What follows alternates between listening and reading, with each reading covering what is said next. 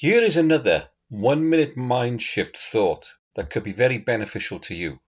If you wouldn't say it to your best friend, then why say it to yourself? Here is a very simple, sensible, and relevant thing for you to do in seeking out positive well-being. Most of us speak to ourselves much more harshly than we ever would to someone that we love.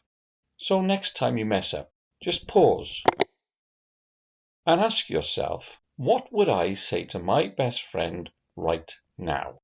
The chances are you'd be kind, encouraging, maybe even a little forgiving. Know that you deserve that too. Self-compassion isn't indulgent, it's essential. Try this just once today and see how different it feels. Know that you really can make this happen. What have you got to lose? Absolutely nothing.